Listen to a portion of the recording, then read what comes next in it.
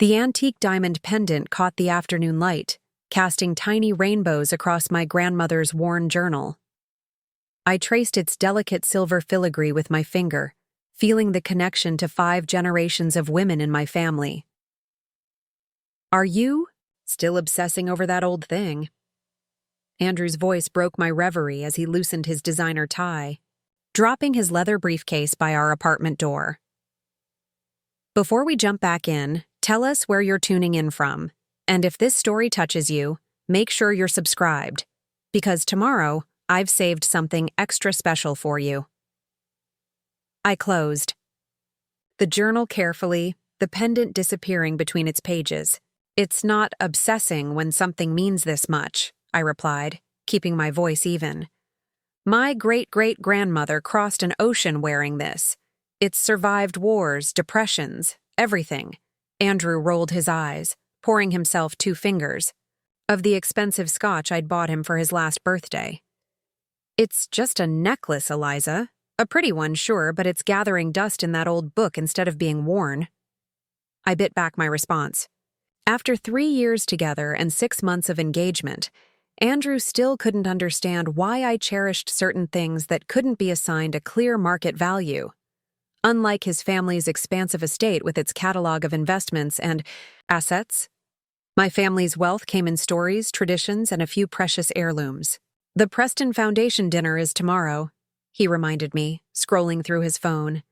"Dad wants us there early to meet some potential investors. Wear something impressive." Of course he did. Richard Preston never missed an opportunity to parade his only son's fiancé, the art history professor with the quaint family background, in front of Boston's elite. Tomorrow would be another evening of subtle evaluations and barely disguised judgments. "I thought we might visit my parents this weekend," I suggested, changing the subject. "Mom's birthday is Sunday." Andrew didn't look up from his phone. "Can't. Golf with Dad's partners Saturday, then brunch with the Hawthorns on Sunday. Your mom would understand it's business." Preparing and narrating this story took us a lot of time, so if you are enjoying it, like this video, it means a lot to us. Now back to the story. My mother would understand, as she always did, just as she'd understood when Andrew had scheduled our engagement party on the same weekend as my cousin's wedding, making it impossible for most of my family to attend. Just as she'd understood when we'd spent the last 3 holidays with the Prestons because connections don't make themselves. I closed my grandmother's journal, securing its faded ribbon bookmark. "I'll go alone then." "Perfect," Andrew replied, already halfway to his home office. "Remind them about the rehearsal dinner seating chart. We need it by Monday." Our wedding was still 7 months away, but the Prestons ran it like a corporate merger. Timelines, deliverables, and strategic objectives all precisely mapped out. My input was welcome, as long as it aligned with their vision of an appropriate union for the heir to the Preston fortune. Later that evening, as Andrew took a business call in his office, I opened my grandmother's journal again. The pendant slipped into my palm, cool and familiar. For generations, the women in my family had worn it on their wedding days. My mother had worn it when she married my father, her mother before her, all the way back to Isabella, who'd brought it from the old country in 1891. I tried to imagine it paired with the designer dress Mrs. Preston had suggested for me, a sleek, modern creation that cost more than my semester's salary at the university. The pendant would look out of place, too old-fashioned, too sentimental for the Preston aesthetic, but it was my legacy.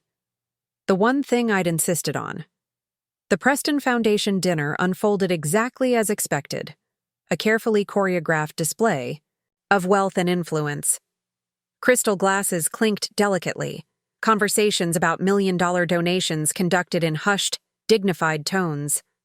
I stood beside Andrew, smiling as he introduced me to faces I'd forget by morning. "And what do you teach again, dear?" asked Mrs. Rothwell, her diamond earrings catching the light as she tilted her head in practiced interest. "Art history, focusing on women artists of the Renaissance," I replied. I'm working on a book about— How novel, she interrupted, her gaze already drifting past me to more important guests.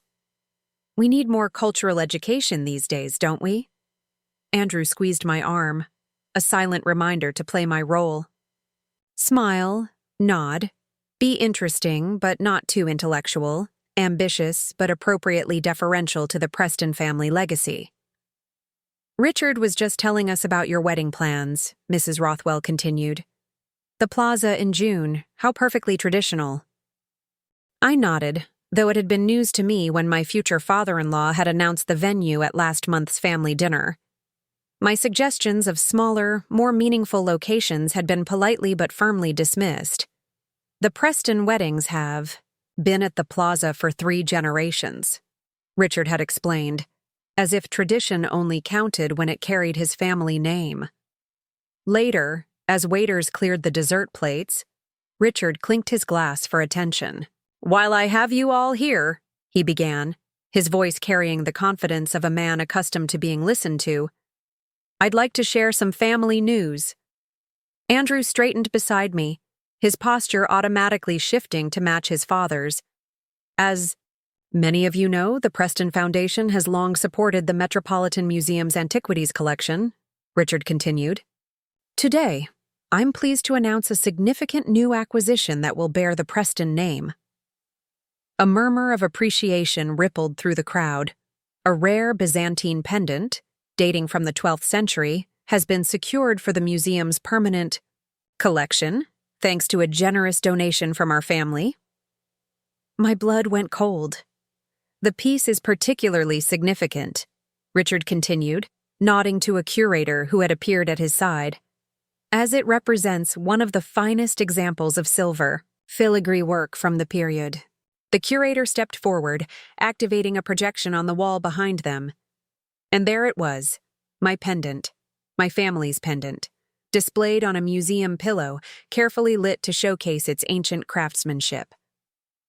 The pendant arrived at the museum yesterday, the curator explained, and will be the centerpiece of our upcoming exhibition on Byzantine jewelry. The room burst into applause. Beside me, Andrew beamed with pride, joining in the ovation for his family's generosity. I couldn't breathe, couldn't move. My pendant, Isabella's pendant, was in a museum? How was that possible? I'd held it, just yesterday, placed it carefully back in my grandmother's journal before we left for tonight's dinner. When I could finally form words, I turned to Andrew. How did they get that pendant? His smile faltered slightly. I was going to tell you, he whispered. Dad thought it would be a nice surprise. But that's my pendant, I said, my voice sounding distant to my own ears. My family heirloom. Andrew's expression shifted from confusion to annoyance. It's a historically significant piece that was sitting in an old book, he said. Now thousands of people can appreciate it. You took it? I asked, the reality slowly crystallizing. From my grandmother's journal? His jaw tightened. I had it appraised first. You had no idea what it was actually worth, Eliza. The museum's experts nearly fell over themselves when they saw it. Around us, dinner guests were still congratulating Richard, who was accepting their praise with practiced humility. You stole my family's heirloom and gave it to a museum? I clarified, my voice dangerously quiet. I didn't steal anything, Andrew hissed. We're getting married. What's yours is mine, what's mine is yours. Dad needed a significant piece for the exhibition, and I knew you had something valuable just gathering dust. It's good for both our families. I stared at him. This man I'd agreed to marry, suddenly seeing him clearly for perhaps the first time. You had no right. Don't make a scene, he warned, his smile frozen in place as another guest approached. We'll discuss this at home. But there was nothing to discuss. In that moment, as I watched Richard Preston unveil my family's legacy as his own charitable donation, something broke inside me. And something else, something harder and colder, took its place. The car ride home was silent. Andrew had attempted conversation several times, but my one-word responses eventually led him to give up, attributing my mood to what he called an overreaction to a simple misunderstanding. I stared out the window at Boston's glittering skyline, my mind racing. If Andrew had removed the pendant from my grandmother's journal, what else might he have taken? What else might he do without consulting me? Our entire relationship suddenly felt like quicksand beneath my feet. "You're being childish," he finally said as we entered our apartment. "It's a family heirloom, yes, but now it's preserved forever in a world-class museum with the Preston name attached. You should be thanking me." I turned to him, my voice steadier than I felt. "Did you sell it or donate it?"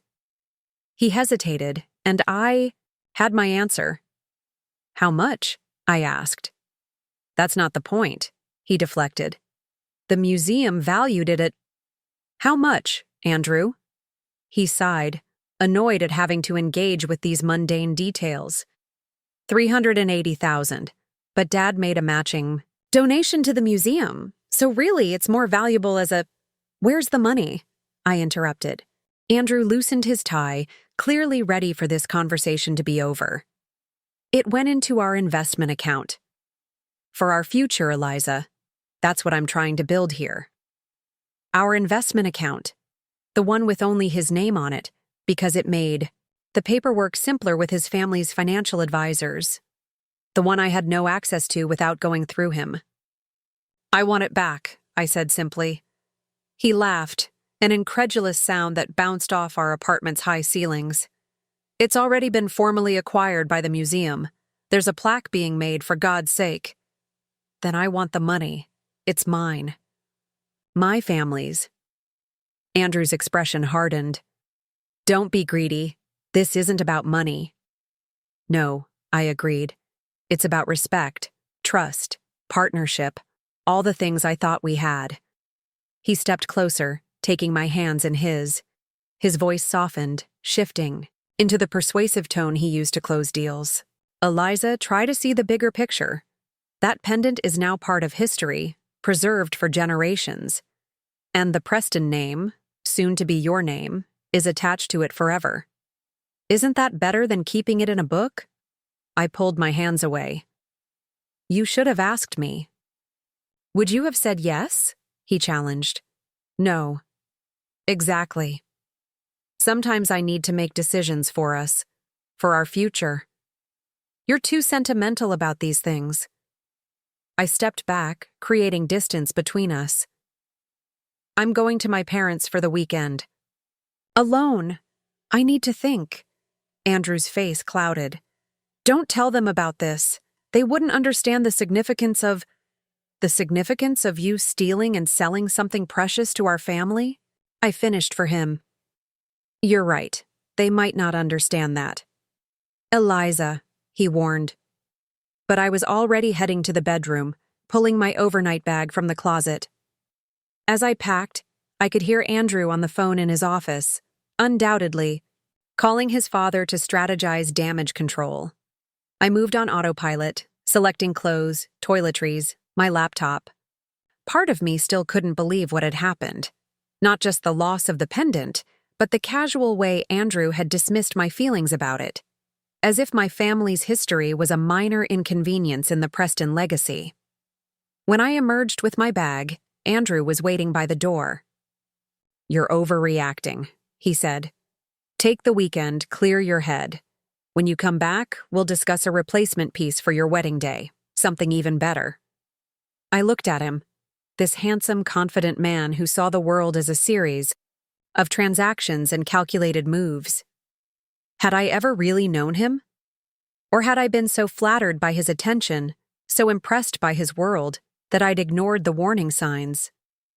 "I'll be back on Sunday," I said, not committing to anything more. As I waited for the elevator, a sudden thought struck me. I pulled out my phone and opened the banking app, checking my personal account, the one I'd maintained separately from the joint finances Andrew managed. My breath caught. The balance was far lower than it should have been. I quickly scrolled through recent transactions, finding withdrawals I hadn't made. Neat, round numbers transferred to our investment account over the past 3 months. The elevator doors opened, but I didn't move. Instead, I pulled up the mortgage statement for my small inherited cabin in the Berkshires, a place Andrew had visited exactly once before, declaring it charming but impractical. The statement showed the mortgage had been paid off entirely last month, but I hadn't paid it off. I'd been saving for it, certainly, but those funds had been in my personal account, the same account that now showed unexplained withdrawals. Andrew had been moving my money, using it without my knowledge or consent. The elevator doors closed, then opened again when I didn't enter. This time I stepped inside, my mind racing faster than my pounding heart. By the time I reached my parents' home, 3 hours later, my shock had crystallized into something clearer and colder. I wasn't just angry about the pendant anymore.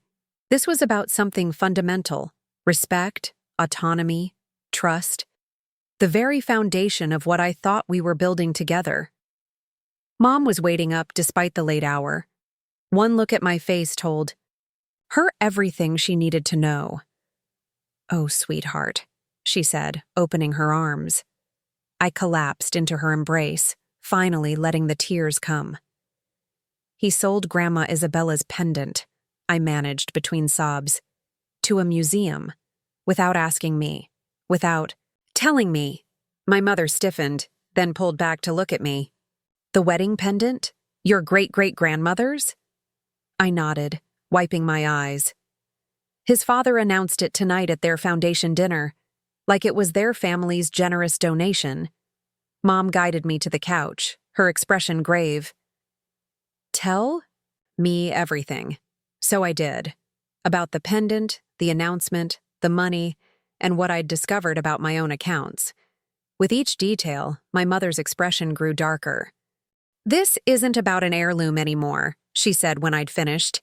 "This is about control." I nodded, the same realization having crystallized during my drive. "I think I've been blind, Mom.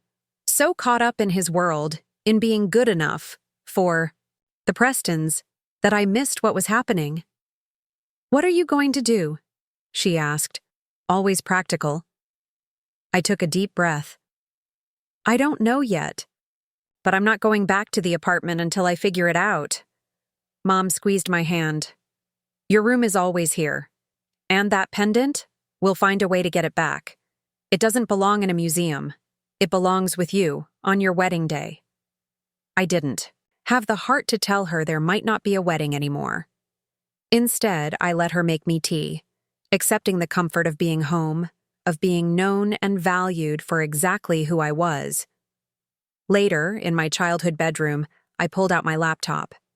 As a professor, research was my natural response to any problem, and I had a very big problem to solve. First, I documented every financial irregularity I could find: the withdrawals from my account, the mysteriously paid-off cabin mortgage, the missing pendant. I created a secure folder backing everything, up to a drive only I could access. Then I began researching the Preston family's finances. Most was public information, given their prominence in Boston society and business circles. The Preston Foundation's annual reports, news articles about Richard Preston's investments, property records, tax filings for their various enterprises. Around 3 a.m., a pattern began to emerge, one that raised more questions than answers. For a family with such ostentatious wealth, the Prestons' actual assets seemed surprisingly leveraged: multiple mortgages on properties, loans against investment accounts, companies sold and restructured with curious frequency. I dug deeper, following digital breadcrumbs. Andrew had mentioned an inheritance coming his way on his 30th birthday, just 3 months from now. A trust established by his grandfather, separate from the family business and Richard's control. Old money, Andrew had called it dismissively. Practically medieval the way grandfather set it up. That inheritance had never interested me before. Now, I needed to know everything about it. By dawn, I had found what I needed in public records. Lawrence Preston, Andrew's grandfather, had indeed established a trust with very specific conditions. The principal, a substantial sum from Lawrence's independent ventures, would transfer to Andrew at 30, provided he met certain requirements, including, interestingly, being in a marriage of good standing, or engaged to be married within 6 months of the inheritance date. Our engagement, our wedding timeline, even the persistent presence of Richard Preston in our relationship planning. Suddenly, all of it took on a different meaning. I closed my laptop as sunlight began streaming through my childhood bedroom window. My path forward wasn't entirely clear yet, but I knew this. I would not be a pawn in the Preston family chess game, and I would not let my family's heritage, physical or otherwise, be casually discarded for their benefit. I slept for a few hours, then woke to texts from Andrew. Hope you arrived safely. Dad says you seemed upset last night. We should talk. Don't mention the pendant to your parents. Complicated tax implications. Call me when you get this. I didn't respond. Instead, I spent the day with my parents, helping decorate for Mom's birthday. Dad noticed my unusual quietness but didn't press, taking his cues from Mom, who kept our conversations focused on her garden plans, neighborhood gossip, anything but my engagement. That evening, as we finished dinner, Mom finally broached the subject.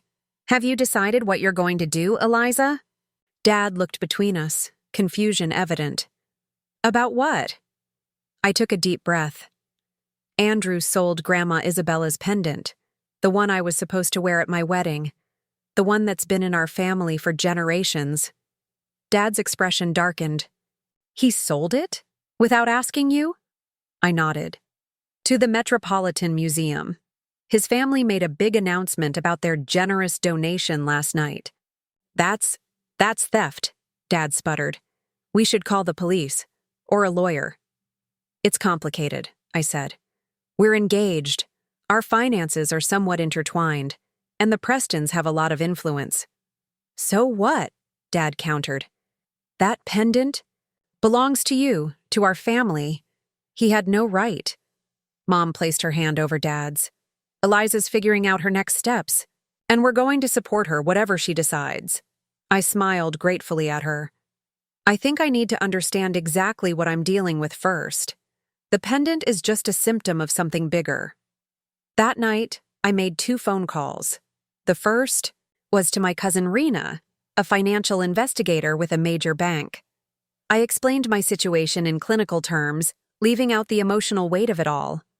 So you want me to look into the Preston family finances? She clarified. Discreetly? Just what's publicly available, I assured her. I need to know what I'm up against. My second call was to Marcus Chen, a former student who now worked at the Metropolitan Museum in the Acquisitions Department. I'd written him a recommendation for the position just last year. Dr. Bishop? He greeted warmly. What can I do for you? I kept my voice steady. I need information about a recent acquisition, a Byzantine pendant, silver filigree with diamonds, donated by the Preston family. There was a pause. That just came in. There's quite a bit of excitement about it. It's an extraordinary piece. It's also a family heirloom that was taken from me without consent, I said quietly. Oh. Marcus's voice dropped. That complicates things. I just need to know the status of the acquisition. Has the paperwork been finalized? Is it officially part of the collection yet? Let me look into it, he promised. Discreetly. By Sunday morning, I had made my decision. I texted Andrew. Coming back tonight. We need to talk. His reply was immediate. Good. This has gone on long enough. What time should I pick you up? I'll drive myself. Be there around 8. I spent the day helping with Mom's birthday celebration, pushing aside my troubles to focus on making her day special. My parents watched me carefully, worry evident in their eyes despite my assurances that I had a plan. Just remember who you are, Mom said as she hugged me goodbye. You come from a long line of strong women. Isabella didn't cross an ocean to have her legacy erased. I held her tightly. I know. I won't let that happen. The drive back to Boston gave me time to refine my approach. By the time I reached our apartment building, I felt calm, centered, and absolutely certain of my next steps. Andrew was waiting, a conciliatory bouquet of my favorite flowers on the kitchen counter. He'd ordered dinner from the expensive Italian, place we reserved for special occasions, all the trappings of an apology without the actual words. I'm glad you're home, he said, moving to embrace me. I stepped back. We need to talk first. His smile faltered. Of course. I know you're upset about the pendant. I should have discussed it with you before making the arrangement. Arrangement, I repeated. That's an interesting way to describe selling something that didn't belong to you. Andrew sighed. Can we move past the technicalities? The pendant is now part of a world-class collection. Your family's history is being preserved and shared with the world. My family's history, I said carefully, is not the Preston family's to preserve or share. And my finances are not yours to manage without my knowledge or consent. His expression changed, wariness replacing the practiced contrition. What are you talking about? The withdrawals from my personal account, the paid-off mortgage on my cabin using my savings, the pendant. All of it, Andrew. He had the grace to look momentarily caught out before recovering. We're building a life together, Eliza. Sometimes that means making executive decisions for our joint benefit. Executive decisions, I echoed. Is that what we're calling it? I moved to the living room, needing space between us. Through the floor-to-ceiling windows, Boston's skyline glittered against the night sky. A beautiful backdrop for an ugly conversation. I know about the inheritance, I said finally, turning to face him. Your grandfather's trust. The conditions. The timing. Andrew went very still. What about it? You need to be married, or at least engaged with a wedding date set, to receive it when you turn 30. I kept my voice neutral, as if presenting an academic theory. That's why your father has been so involved in our wedding planning. That's why the timeline has been so inflexible. That's ridiculous, Andrew scoffed, but I caught the flash of panic in his eyes. I proposed because I love you. And the Prestons need that money, I continued. Despite all the appearances, the foundation dinners, the donations, the estates. Your family's finances are hanging by a thread, aren't they? Andrew's face hardened. You've been investigating my family? Based on what? Your hurt feelings over a necklace? A family heirloom, I corrected. One that wasn't yours to sell. Just like my savings weren't yours to use without my knowledge. He ran a hand through his perfectly styled hair, his facade cracking slightly. You're making connections that don't exist. Yes, the inheritance is important. Yes, my father has some temporary cash flow issues, but that has nothing to do with us. It has everything to do with us, I countered. Or at least with why you proposed when you did, why our wedding had to be at the plaza at that specific date with your father's approved guest list, why you've been quietly draining my accounts to shore up your investments. Andrew's expression cycled through shock, anger, and finally calculation. He reached for me, his voice softening. Eliza, you're upset. I understand. The pendant meant a lot to you. We can fix this.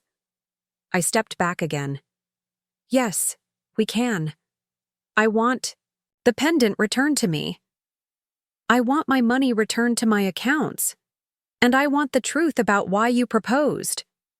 He dropped his hands, his charming mask slipping to reveal something harder beneath.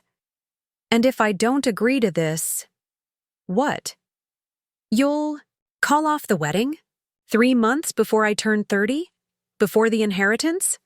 Yes, I said simply. Andrew stared at me, reassessing. Then he laughed, a cold sound that echoed in our spacious apartment. You won't do that. You love me. You love this life. Your career is finally taking off thanks to the Preston connections. Your book deal? The department chair's sudden interest in your research? None of that happens without us. The threat was clear, but it didn't land as he expected. Instead, I felt a strange calm, knowing I had finally seen him clearly. I want the pendant back, I repeated. I want my money returned, and I want a full accounting of what you've done with my finances.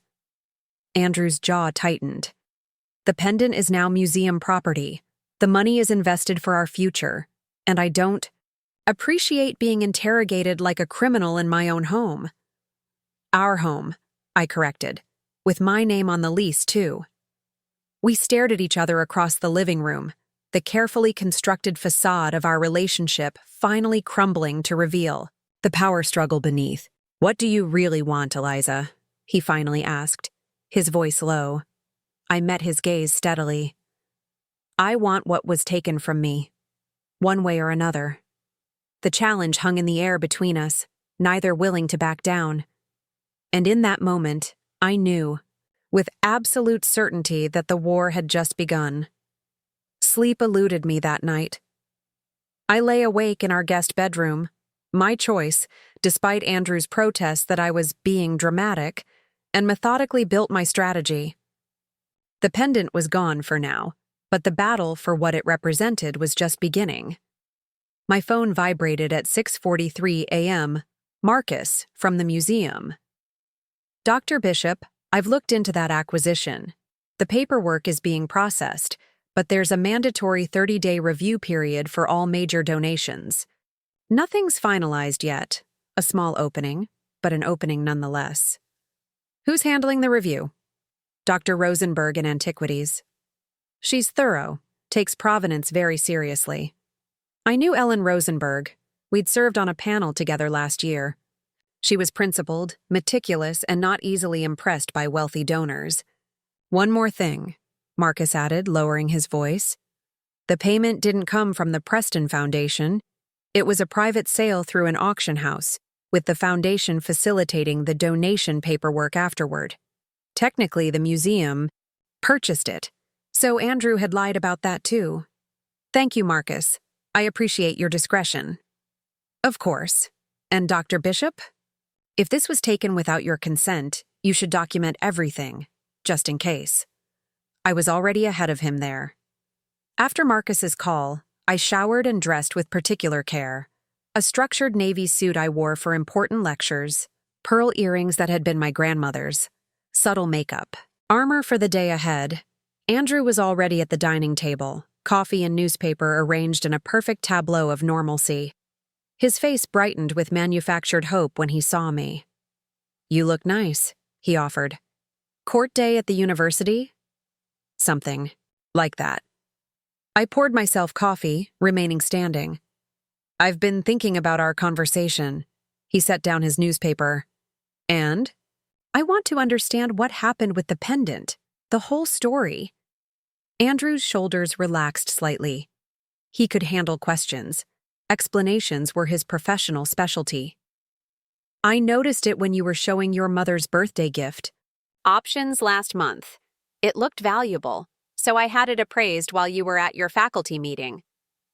Without telling me. He waved dismissively. I was going to surprise you with the appraisal. But when it came back at nearly $400,000, I realized we had an opportunity. Dad's been working on this museum exhibition for months. The timing was perfect. So you took it from my grandmother's journal and sold it. Technically, I brokered a private sale through Harrington's. He named a prestigious auction house. They handled the paperwork. The museum was thrilled to acquire it. And the money? Andrew sipped his coffee. As I said, it's in our investment account. I've allocated it toward our future. Diversified. Portfolio. Solid returns. You don't need to worry about the details. I want to see the paperwork, I said. All of it. The appraisal, the sale contract, the investment allocations. His expression tightened. That's not necessary. It is to me.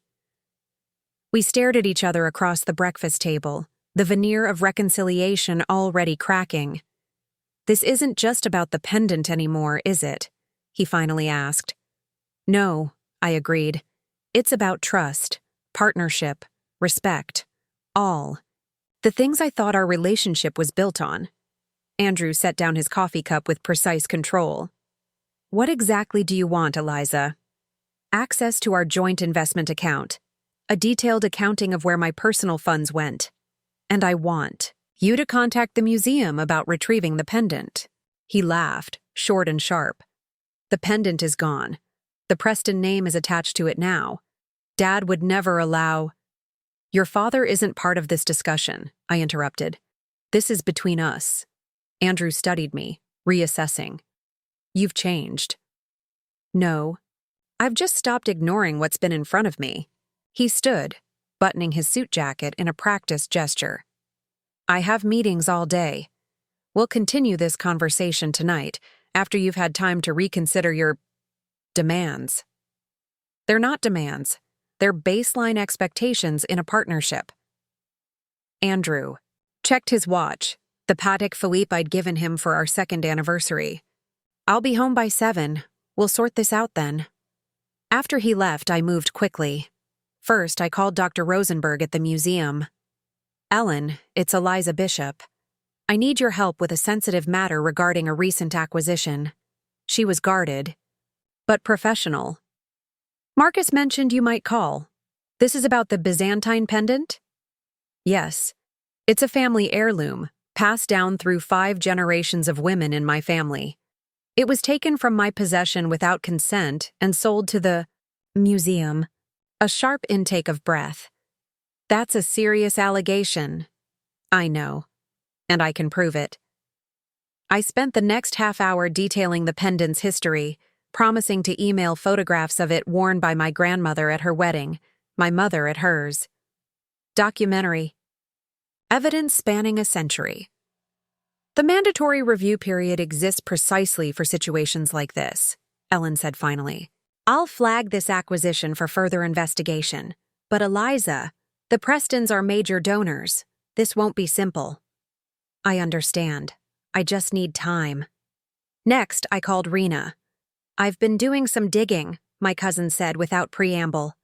"The Preston finances are interesting. On paper, they're leveraged but stable. Dig deeper, though, and there are patterns that raise questions." "What kind of patterns?" "Circular transactions, assets moved between shell companies, and that foundation? It's mostly funded by other people's donations, not Preston money." "And the inheritance?" I asked. "Very real.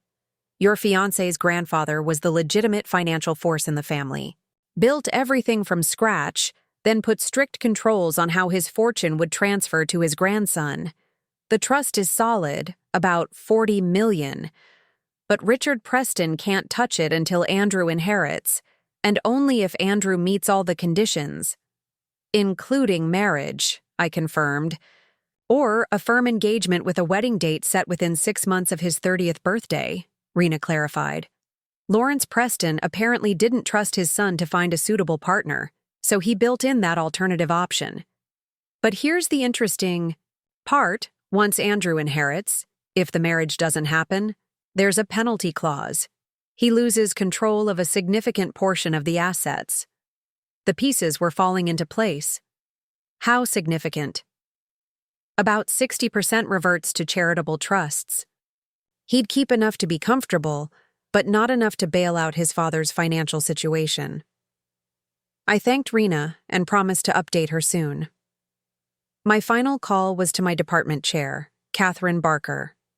I'd worked under her for 6 years, earned tenure largely due to her support, and considered her a mentor. "I need to take emergency personal leave," I told her after exchanging pleasantries. "Family situation. I'm hoping for 2 weeks." Catherine didn't hesitate. "Of course. Your classes?" "I've prepared materials for my TA to cover, and I can manage the graduate seminar remotely." "Consider it approved. Is there anything else you need?" I hesitated. Actually, yes. If anyone from the Preston family contacts you about me, I'd appreciate if you didn't share any information. A long pause. Eliza, are you in some kind of trouble? Not exactly. Just reevaluating some things. I see. Another pause. For what it's worth, your recent research grant and the publisher's interest came through before your engagement was announced. Your work stands on its own merits. Something tight in my chest loosened slightly. Thank you for telling me that. With my immediate calls handled, I turned to my next task. I needed proof of what had happened to my money, and I needed it quickly. At our bank, I requested a meeting with the manager, Victor Tran. Richard Preston sat on the board of the parent company, but I was counting on professional ethics to outweigh personal connections. Ms. Bishop, Victor greeted me, professional but wary. How can I help you today? I need to understand some transactions from my personal account, I explained, sliding over my statements with the unauthorized withdrawals highlighted. These transfers were made without my knowledge or consent.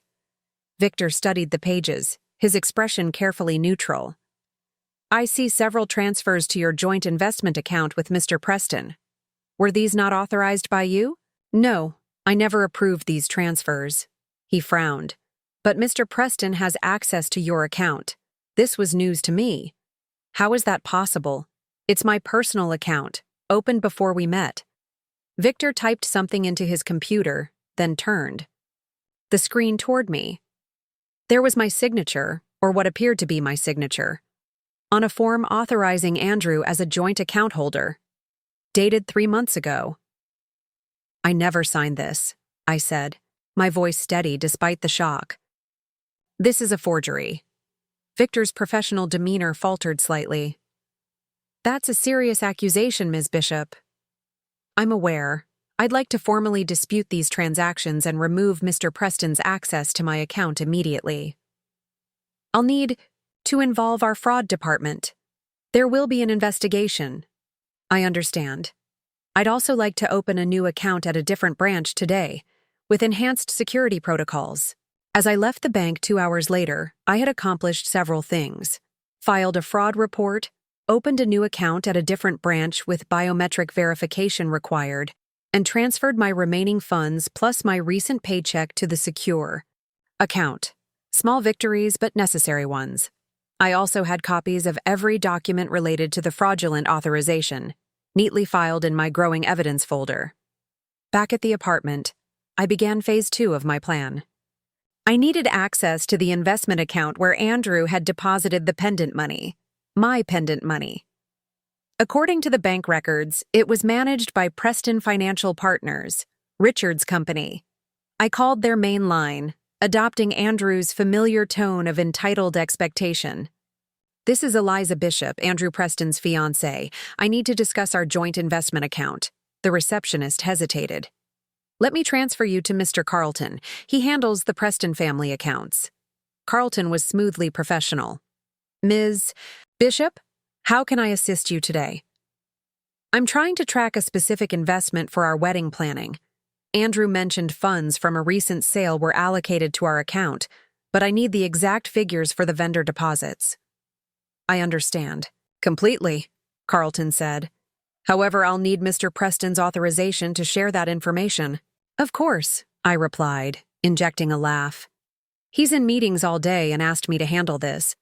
The Preston Foundation dinner was quite specific about the donation values, so I assumed the records would match. The strategic mention of the foundation dinner worked. Ah, you're referring to the acquisition proceeds. Yes, those funds were deposited last week. Exactly. I just need confirmation of the exact amount and current allocation. Carlton paused. I can share that the proceeds were $387,500 with the standard commission deducted.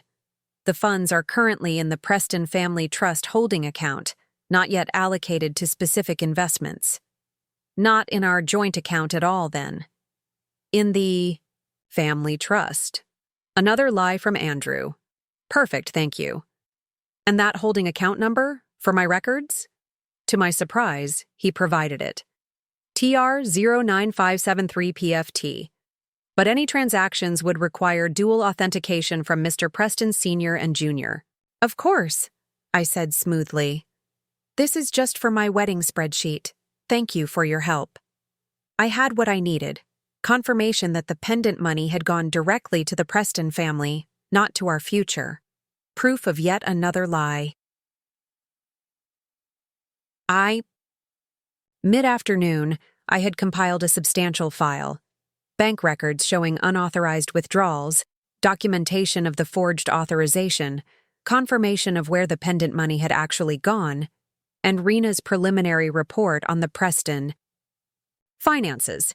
I stored everything in an encrypted folder, then backed it up to a secure cloud account only I could access. My phone buzzed with a text from Andrew. Meeting running late. Dinner at 8 instead.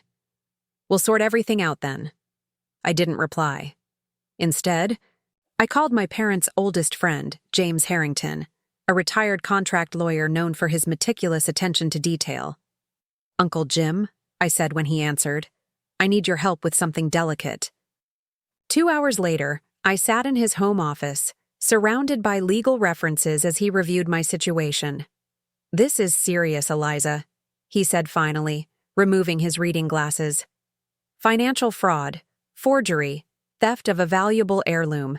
If you wanted to pursue this legally, you'd have a strong case. I don't want a legal battle, I explained. I just want leverage. Enough to get back what's mine and extract myself from this situation. Uncle Jim studied me over steepled fingers. What exactly do you have in mind? A contract. Something that protects me, returns what was taken, and ensures a clean break. He nodded slowly. I'd advise you to consider your safety first. From what you've shown me, Andrew Preston has demonstrated disturbing control issues. If you confront him, I'll be careful, I promised. But I need to do this. For myself and for my family's legacy. By early evening, I had what I needed. A legally binding agreement drafted by Uncle Jim, printed in triplicate, each page requiring Andrew's initials. In exchange for my silence about the financial irregularities and my agreement not to contest, the pending wedding arrangements, Andrew would return the full proceeds from the pendant sale to my new, secure account within 24 hours, initiate the return of the pendant from the museum, formally, remove himself from any access to my financial accounts, sign a non-disclosure agreement regarding our relationship and its dissolution. The final clause was the most important and the riskiest. Upon signing, Andrew would agree to transfer a significant portion of his forthcoming inheritance into a trust benefiting educational initiatives for disadvantaged women, specifically a foundation I would establish and control. It was bold, perhaps too bold, but the alternative was walking away with nothing but damaged pride and a lost family legacy. I returned to the apartment at 7:30, contract securely in my briefcase. As the elevator ascended to our floor, I mentally rehearsed my approach. Direct, factual, unemotional, presenting evidence rather than accusations, offering a solution rather than punishment. The apartment was dark when I entered, unusual for this time of evening. I set down my briefcase and reached for the light switch.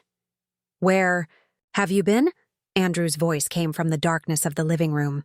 As my eyes adjusted, I could make out his silhouette, seated in his favorite leather chair, a glass of scotch in his hand. Working, I replied, keeping my tone neutral as I turned on a single lamp. You said dinner at 8. He took a slow sip. The bank called. Something about fraud allegations and unauthorized access to your account. I hadn't expected them to contact him so quickly. A miscalculation on my part. Yes, I acknowledged, seeing no benefit in denial. I discovered someone had been accessing my personal account without my knowledge, making withdrawals I never authorized. Andrew set down his glass with deliberate care. Someone. Yes. Using a forged authorization form. He studied me in the dim light. My father is on the bank's board, Eliza. Do you really think accusations like that will go anywhere? They already have, I replied calmly. The fraud department has opened an investigation. They take forgery quite seriously. Board? Connections notwithstanding. Andrew stood, moving toward me with measured steps. What exactly are you trying to accomplish here? You could have just asked if you needed funds moved around. I shouldn't have to ask permission to access my own money, I pointed out. Just like you should have asked before taking my family's pendant. That again, he sighed dramatically. I thought we'd moved past that. How could we, when you lied about where the money went? It's not in our investment account. It's in the Preston Family Trust Holding Account, TR09573PFT, to be precise. Andrew froze momentarily, then recovered. You've been busy today. Very. We regarded each other in the half-light of the apartment, the pretense of a normal relationship finally abandoned. What do you want? He asked finally. I retrieved my briefcase and removed the contract. A fair resolution. Andrew took the document, skimming the first page with a frown that deepened as he turned to the second. By the third page, he was laughing, a cold, humorless sound. You can't be serious. He tossed the contract onto the coffee table. You want me to return the money, somehow magically retrieve the pendant from the museum and sign over a portion of my inheritance to your little charity project? This is absurd. More absurd than forging my signature to drain my accounts? More absurd than stealing a family heirloom? More absurd than proposing marriage just to secure your inheritance? Andrew's expression hardened. You have no proof of any of that. I opened my briefcase again and removed a slim folder. Bank records, forgery documentation, confirmation of where the pendant money actually went, details of your grandfather's trust requirements, including the penalty clauses if your engagement fails after you receive the inheritance. I set each document on the table, as I named it, a mounting pile of evidence. The museum acquisition is also under review now, I added. Dr. Rosenberg is particularly concerned about the provenance issues I raised. Andrew stared at the documents, then at me, reassessing. You've been quite thorough. I'm an academic. Research is what I do. He picked up his scotch again, buying time. And if I refuse your proposal? Then tomorrow I file formal fraud charges with the police, not just the bank. I contact the museum's board of directors about the stolen artifact. I inform the trustees of your grandfather's estate about the potential manipulation of his wishes. And I call off the engagement very publicly, with a detailed explanation of why. Andrew took a long sip, his mind visibly calculating outcomes, weighing options. The Preston name means something in this city. My father has connections you can't imagine. I'm sure he does. But even powerful men have vulnerabilities, especially when their financial empire isn't quite as solid as it appears. His eyes narrowed. What do you know about that? Enough, I replied simply. Andrew set down his glass and loosened his tie. Let me be clear. You're blackmailing me. I'm offering a private resolution to a situation you created. One that allows both of us to maintain our reputations and move forward. He picked up the contract again, flipping to the final page. And this education foundation? That's your real objective here? Part of it, I acknowledged. Think of it as interest on what you've already taken from me. Andrew paced the living room, contract in hand. I could almost see the calculations behind his eyes. Risk versus reward, cost versus benefit, the Preston reputation versus financial reality. I need to consult with my father, he said finally. No, I replied firmly. This stays between us. Involve your father and all offers are off the table. I go public with everything immediately. Andrew's jaw tightened. You've changed. No, I've just stopped ignoring what's been in front of me. He tossed the contract back onto the table. I need time to think. You have until midnight, I said, checking my watch. After that, I proceed with Plan B. And what's that? I smiled thinly. Total destruction of everything the Preston name stands for. Andrew stared at me for a long moment, as if seeing me for the first time. Then he picked up the contract again. I'll need a pen. Initial here. And here. And sign at the bottom. I watched as Andrew's Mont Blanc pen moved across each page of the contract, his signature becoming progressively more agitated with each clause.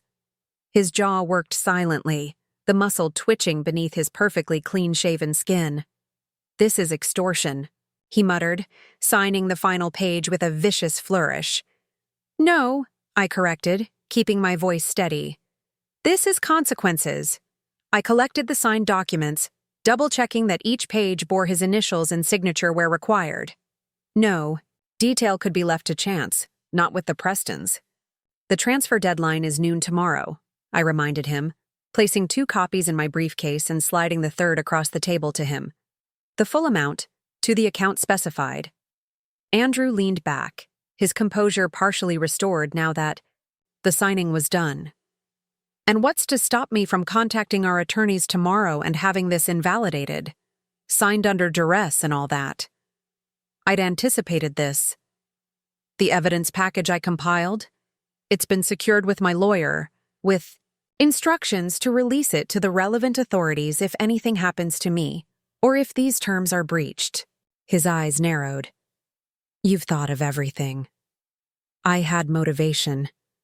Andrew reached for his scotch again, studying me over the rim of his glass. I never thought you had this in you. All this time, I underestimated you. Yes, I agreed. You did?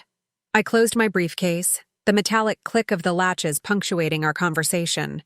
The adrenaline that had carried me through the confrontation was beginning to fade, leaving exhaustion in its wake. Where will you stay tonight? Andrew asked, his tone oddly formal. Here, in the guest room. I'll collect my things tomorrow after. The transfer is confirmed, he nodded, a businessman acknowledging the terms of a transaction. And the engagement? We'll announce the mutual decision to part ways after I've secured alternative accommodations. Nothing dramatic, nothing public.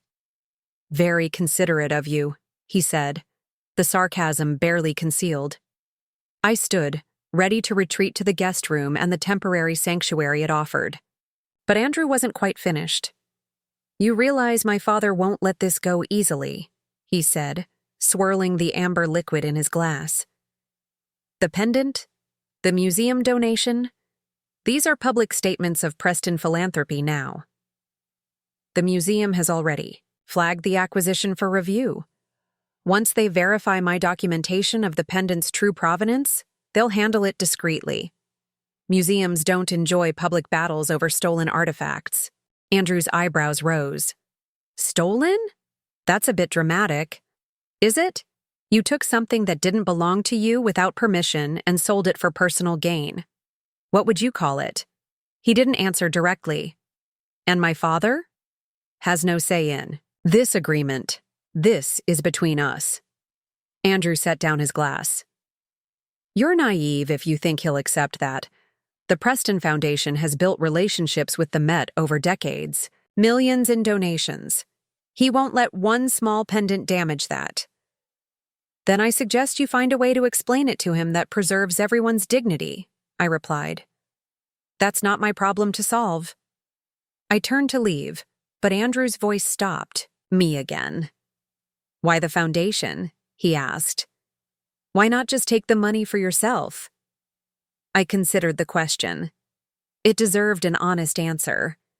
Because this was never just about money. It was about respect, recognition of value, not just market value, but the worth of heritage, of family history, of things that can't be assigned a convenient price tag. Your family has spent generations building influence through wealth. Mine has spent generations passing down wisdom, resilience, and a single pendant that connected us through time. I met his gaze directly. The foundation will help other women build their own legacies, their own connections to history. It seems fitting. Andrew studied me for a long moment. I misjudged you completely. Yes, I agreed. You did. This time, when I turned to leave, he let me go. Sleep came in restless fragments, my mind replaying the day's confrontations and anticipating tomorrow's challenges. The hardest part wasn't over yet. The contract was signed, but enforcement was another matter entirely. I knew better than to underestimate a cornered Preston. I woke at dawn, checking my phone immediately. No notifications from the bank. No transfers yet. After a quick shower, I dressed in my most professional outfit, a subtle power move for whatever the day might bring. The apartment was silent. Andrew's bedroom door remained closed as I made coffee and reviewed my next steps. Phone rang at 8:17 a.m., Catherine Barker, my department chair. Eliza, I'm sorry to call so early, but I thought you should know. Richard Preston just contacted the dean. My stomach tightened. About what? Your research position. He expressed concerns about your access to department resources while on personal leave. Suggested it might be appropriate to temporarily reassign your graduate students in current projects. So Andrew had already broken our agreement and involved his father.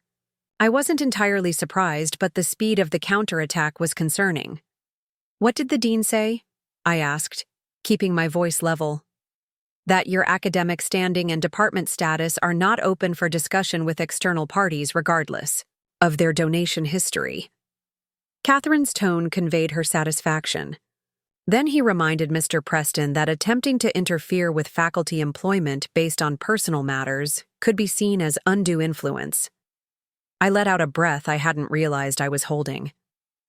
Thank you for telling me. Eliza, Catherine said, her voice softening slightly. Whatever's happening between you and the Prestons, know that your position here is secure. Your work speaks for itself.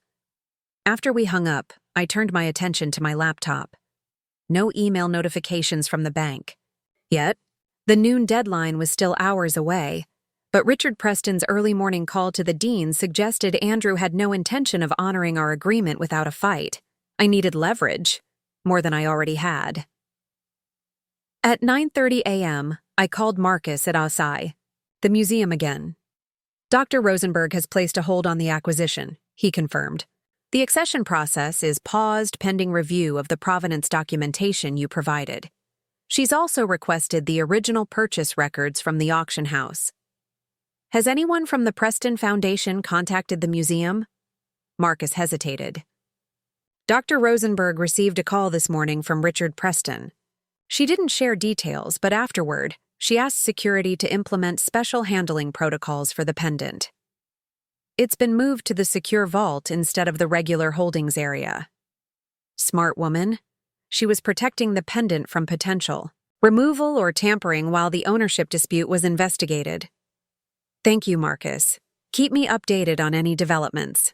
My next call was to Rena. I need more details on the Preston financial situation, specifically any unusual patterns in the last 6 months. I was just about to call you, she replied. There's been movement overnight, large transfers between Preston Foundation accounts and several private holdings companies. They're shuffling money around. Preparing for something?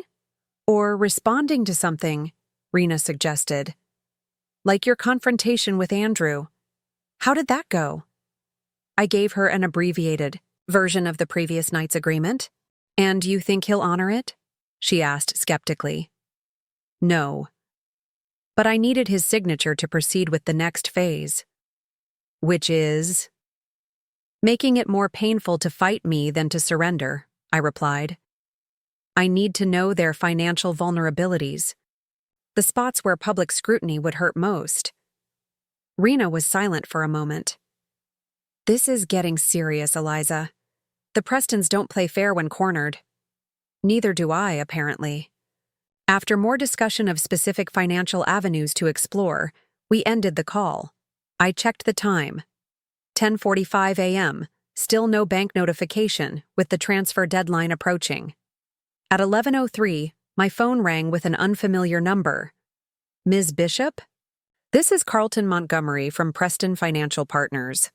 I wonder if you might be available for a meeting this morning, the investment manager from yesterday.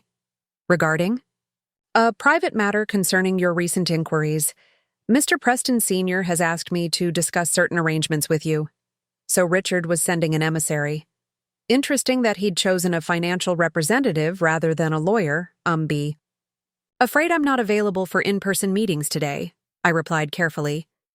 And any discussions regarding my arrangements with Andrew should involve him directly. Mr. Preston Jr. is currently in meetings with his father and their attorneys, Carlton said smoothly. They've asked me to present an alternative proposal for your consideration. Of course they had. They were looking for a way out, a renegotiation. I needed to hear what they were offering, if only to gauge how seriously they were taking my demands. I could do a phone conference at 11:30, I proposed. Perfect. I'll send the details immediately. 20 minutes later, I sat at the dining table, laptop open, phone on speaker, facing a conference call with Carlton Montgomery and, unexpectedly, Richard Preston himself. Ms. Bishop. Richard's voice was precisely as I remembered it, cultured, authoritative, with the faintest note of condescension. I appreciate you making time for this discussion. Mr. Preston, I acknowledged. I understood Andrew would be handling our arrangement personally. My son has briefed me on your concerns. And while I admire your initiative, I believe we can find a more amenable solution for all parties. I remained silent, waiting. Carlton has prepared an alternative proposal, Richard continued when I didn't respond. One that addresses your financial requests while preserving the Foundation's commitments to the museum. Carlton cleared his throat. We're prepared to offer compensation equal to the appraised value of the pendant, transferred to your personal account immediately. In addition, we can arrange for a replica to be crafted by a premier jeweler, indistinguishable from the original. And, in exchange? I prompted. You would withdraw any claims regarding the pendant's provenance with the museum, Richard said. And, of course, retract the more extreme demands in your arrangement with Andrew. You mean the Foundation funding? Precisely. Such a requirement is neither practical nor appropriate. However, we would be happy to establish a scholarship in your name at your university. A more suitable legacy, I think you'd agree. They were offering money and a fake pendant in exchange for control of the narrative and Andrew's inheritance. A superficially generous offer that gave them everything they actually wanted. The pendant isn't for sale, I said finally. It never was. Its value isn't in its appraisal price, but in what it represents. 5 generations of my family's history. Sentimentality is understandable, Richard replied, his tone suggesting it was anything but. However, the pendant is now part of an important cultural exhibition. Thousands will appreciate its historical significance rather than just one family. A history that isn't yours to showcase, I pointed out. And I notice you haven't addressed the unauthorized access to my accounts or the forged authorization. A slight pause. Banking errors can occur. We'd be happy to include additional compensation. For any inconvenience? This isn't about compensation, I interrupted. It's about principles. Respect. Recognition that actions have consequences. Richard's voice hardened slightly. Indeed they do, Ms. Bishop, for everyone involved. The threat was clear, if elegantly phrased. My arrangement with Andrew stands, I said firmly. The full transfer by noon as agreed, the initiation of the pendant's return, and the inheritance provision as signed. Or? Richard prompted. Or the documentation package I've prepared goes to the banking authorities, the museum board, the trustees of Lawrence Preston's estate, and several journalists who would find the story fascinating. I kept my voice even. I imagine the Harvard Business Review would be particularly interested in how the Preston financial empire actually operates. Silence stretched across the phone line. Then, Richard's voice, carefully controlled. You've certainly done your research, Ms. Bishop. I underestimated you. A family trait, apparently. Another pause. Carlton, would you excuse us for a moment? I'd like a private word with Ms. Bishop. After Carlton disconnected, Richard's tone changed, the polished veneer giving way to something harder. Let me be clear, he said. The Preston name represents 3 generations of business leadership, philanthropy, and social standing. I won't allow it to be damaged by a momentary domestic dispute. This isn't a domestic dispute, I corrected. It's accountability for dishonesty, theft, and financial manipulation. Dramatic terms for a family matter that could be resolved quietly. It can still be resolved quietly, I reminded him. That's why I offered the private agreement rather than going directly to the authorities. Richard was silent for a moment. When he spoke again, his approach shifted. What exactly is your endgame here, Eliza? Money? Revenge? Some misguided attempt at justice? The question deserved consideration. What did I truly want from this confrontation? Restoration, I said finally. Of what was taken, yes, but also of truth. A reminder that even powerful families must respect boundaries, honor commitments, recognize the value of things beyond their monetary worth. Richard's laugh was short and humorless. Noble sentiments, but we both know this kind of conflict seldom ends well for either party. I'm prepared for that possibility. Another silence. I could almost hear him recalculating, reassessing, weighing options. I'll speak with Andrew, he said finally. Review the terms of your agreement. But understand this, the Preston Foundation's relationship with the Metropolitan Museum is non-negotiable. That pendant will remain part of the exhibition. Then we're at an impasse, I replied, because its return is non-negotiable for me. The call ended without resolution, the noon deadline now less than 15 minutes away. I checked my new bank account again. No transfer notification. At 12:03 p.m., my phone buzzed with a text from Andrew. Meeting with lawyers running long. Transfer authorized but processing delay. Need 2 more hours. Classic stalling tactic. I didn't bother responding.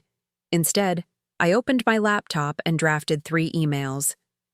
The first went to Dr. Rosenberg at the Museum, formally requesting the return of the pendant based on documented family ownership, including attached photographs spanning a century. The second went to James Harrington, activating our contingency plan in case the transfer didn't materialize. The third went to a journalist friend at the Boston Globe, not for immediate publication, but as a secured backup. I sent the first, email immediately. The others I saved as drafts, ready to send if necessary. At 12:47, my phone rang. Uncle Jim. Eliza, I've just had an interesting call from Lawrence Preston's estate attorney. Apparently there are concerns about potential manipulation of the inheritance conditions. My heart skipped. Richard works fast. What did you tell them?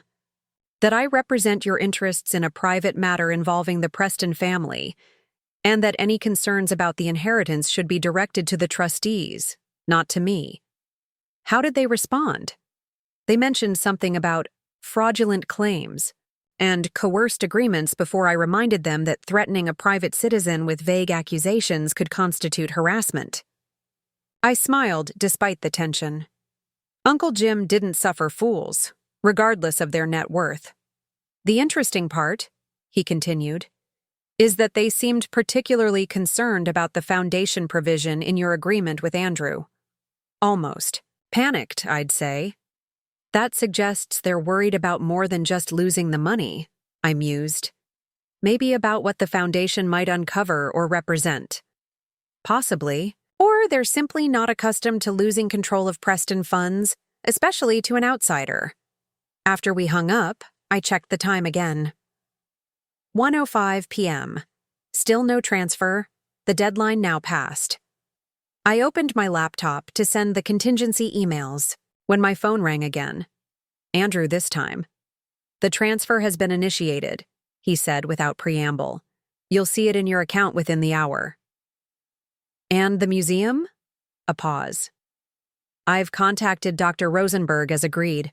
But, Eliza, you need to understand something. That pendant is currently the centerpiece of an exhibition my father has worked on for over a year. It can't simply disappear overnight. I understand the logistics will take time, I acknowledged. As long as the process has begun. It has. But my father is difficult, I noticed. Andrew hesitated. About the other matter, the inheritance, provision. My lawyers have some concerns about its enforceability. The contract is quite clear, I replied, and signed voluntarily by both parties. Under duress, he countered. Prove it, I challenged. I have documentation of everything that led to that agreement. The unauthorized withdrawals, the forged authorization form, the diverted funds from the pendant sale. Do you really want all of that examined in open court? Andrew was silent for a moment. You've changed, he said finally. No, I've just stopped ignoring what's been in front of me all along. After we hung up, I checked my bank account. Still no transfer notification. At 1:37 p.m., my phone buzzed with a text from Rena. Preston Holdings Company just filed amended disclosure forms with SEC. Significant restructuring of assets underway. Something big is happening. They were moving quickly to protect themselves, reorganizing their financial structure in case I went public. Richard Preston hadn't built his empire by being slow to react to threats. At 1:52 p.m., a notification finally appeared on my banking app. A transfer had been initiated, not from Andrew's personal account as I'd expected, but from Preston Financial. Partners Corporate Holdings. The amount, $387,500. Exactly the proceeds from the pendant sale. To the penny. It was a statement that they would fulfill the technical requirements of our agreement, but nothing more. No acknowledgement of wrongdoing, no acceptance of responsibility. Just a business transaction to make an inconvenient problem go away. I forwarded the transfer confirmation to Uncle Jim, then texted Andrew. Transfer received. I expect confirmation of the museum communication by end of day. His reply came quickly. Already done. Dr. Rosenberg is reviewing options. Progress, albeit reluctant. But the most critical part of our agreement, the inheritance provision, remained unresolved. And given Richard's reaction and the hurried financial restructuring Rena had observed, I suspected that's where the real battle would be fought. At 2:30 p.m., I received an email from Dr. Rosenberg. Dr. Bishop, I've received your formal request as well as communication from Mr. Preston regarding the Byzantine pendant. Our Provenance Committee will review all documentation. In the meantime, the piece has been removed from the exhibition planning and secured in our special collections vault. I should note that we've also been contacted by Richard Preston, who disputes the return request. This may take time to resolve. No surprise there. Richard wouldn't surrender easily, especially on such a public matter. But the pendant was secure, off display, and under review. Another step forward. I spent the rest of the afternoon methodically, sorting through my belongings in the apartment, separating what I would take immediately from what could be collected later. 3 years of life together, reduced to careful piles, essential, sentimental, replaceable, leave behind. The pendant had become a catalyst, exposing not just Andrew's true character, but my own complicity in ignoring the warning signs. How many small dismissals had I tolerated?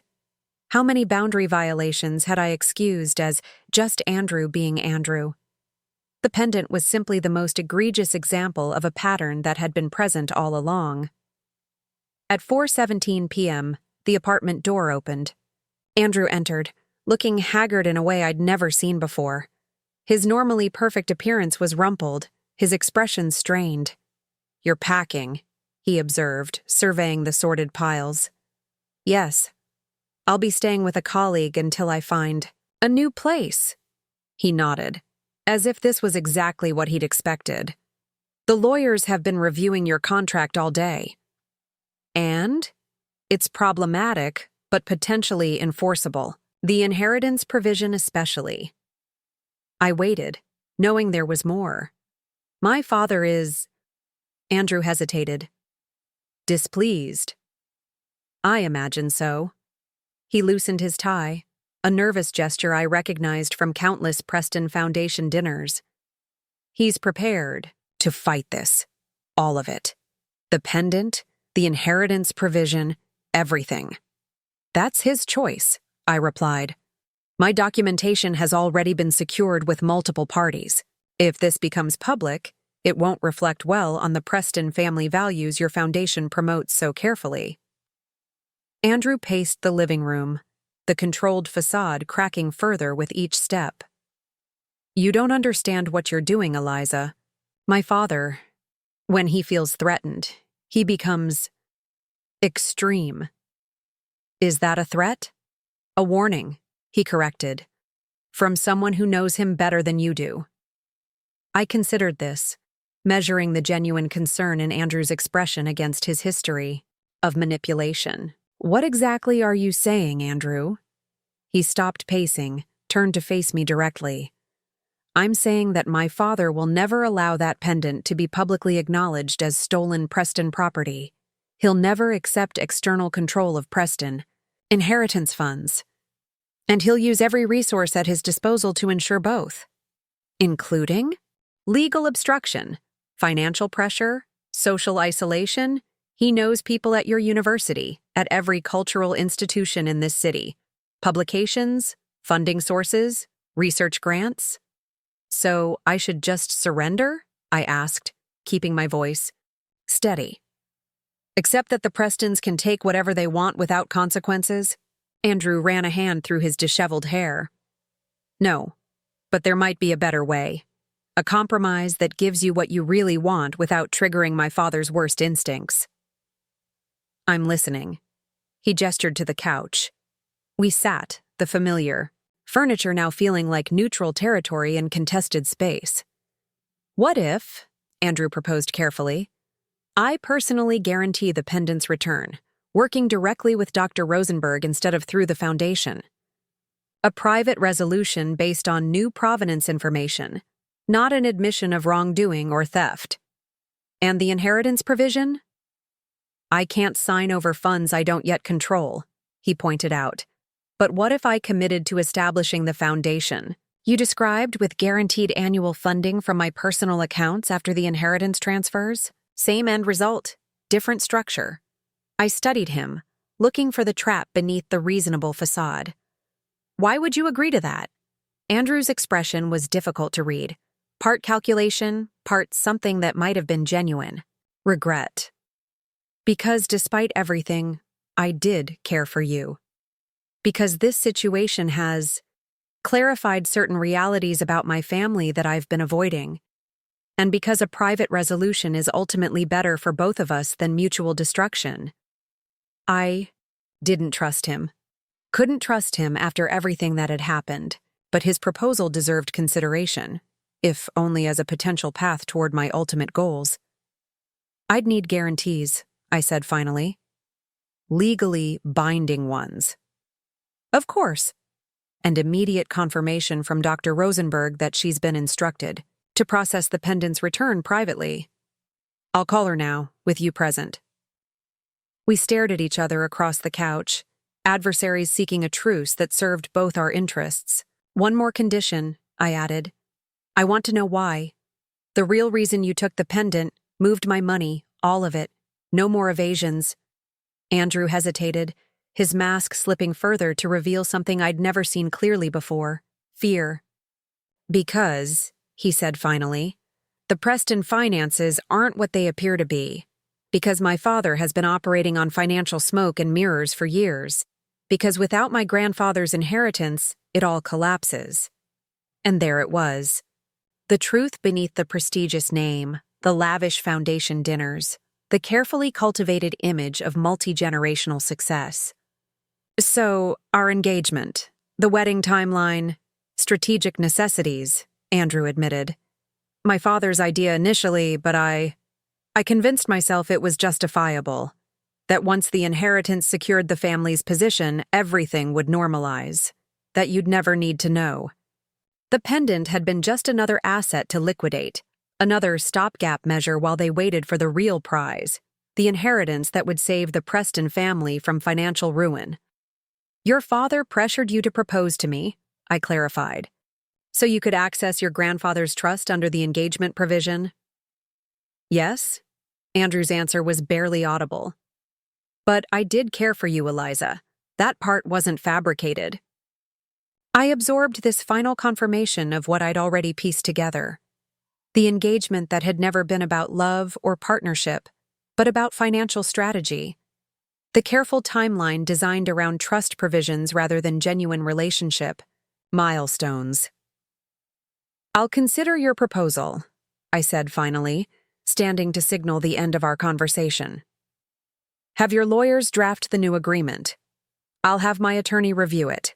Andrew nodded, visibly relieved that I hadn't immediately rejected the compromise. I'll make the call to Dr. Rosenberg now. As he pulled out his phone, I retreated to the guest room to continue packing, my mind already analyzing this new proposal. From every angle. Was it a genuine offer of resolution, another Preston manipulation, or something in between? A pragmatic acknowledgement that some battles weren't worth the cost of winning. Whatever Andrew's true motivations, one thing was clear. The pendant had revealed truths about our relationship, about the Preston family, and about my own boundaries that could never be neatly packed away again. 3 months later, I stood in Dr. Rosenberg's office at the museum, watching as she carefully removed the Byzantine pendant from its archival box. The provenance documentation you provided was impeccable, she said, placing the heirloom in my palm. 5 generations of photographs. The original immigration records from your great-great-grandmother. We rarely see such thorough family history. The pendant felt both familiar and strange against my skin, like reuniting with a loved one after a long separation.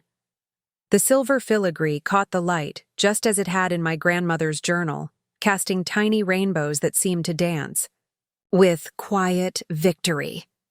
And the Preston Foundation? I asked, closing my fingers around the pendant. Disappointed but cooperative, eventually. Dr. Rosenberg smiled diplomatically. Richard Preston personally requested the return process be handled, with complete discretion. I'm sure he did.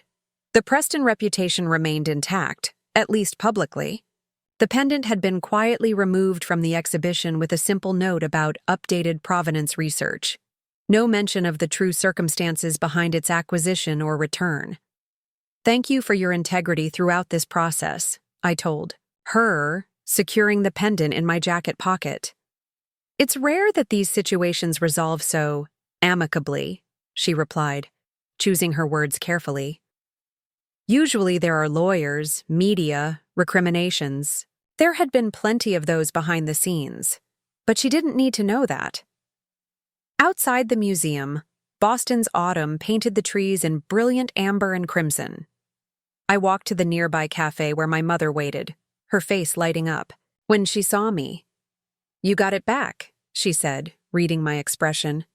I nodded, removing the pendant to show her. It's finally home. Mom's eyes filled with tears as she touched the silver filigree gently. Isabella would be proud of you, not just for getting it back, but for how you stood your ground. The past 3 months had been a carefully choreographed chess match between myself and the Prestons. Andrew's compromise proposal had been the beginning, not the end of negotiations.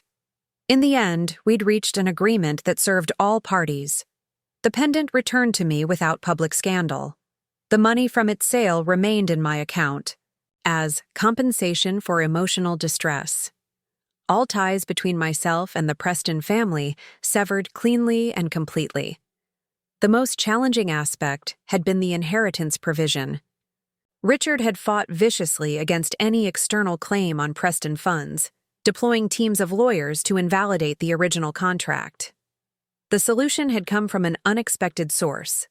Lawrence Preston's original estate attorney, who'd been quietly troubled by Richard's financial management for years. After reviewing my documentation, he'd proposed a modified trust structure that would direct a portion of Andrew's inheritance to educational initiatives while maintaining Preston family involvement in fund management. Richard had hated it, but couldn't fight both me and his father's trusted advisor, especially when the alternative was a public legal battle that would expose the family's financial vulnerabilities. "How's the new place?" Mom asked as our coffee arrived. "Perfect. Small but close to campus. The cabin's on the market. Turns out I prefer city life after all."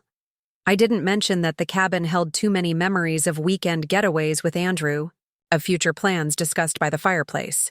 Some separations needed to be complete. "And the foundation?" I smiled. "The paperwork was finalized yesterday. The Isabella Bishop Educational Foundation will receive its first funding next month when Andrew turns 30. Not from Andrew directly, as originally demanded, but through a carefully structured trust provision that even Richard couldn't dismantle. The foundation would provide scholarships for women studying art history, cultural preservation, and related fields, a legacy far more meaningful than a Preston name on a museum plaque. "And you're really okay?" Mom asked, studying my face. "With everything?" I considered the question seriously. The engagement was over, the relationship revealed as built, on strategic calculation rather than love. Yet I felt strangely at peace. "I am," I said finally. "I learned who I am when tested, what I value, what I won't compromise on."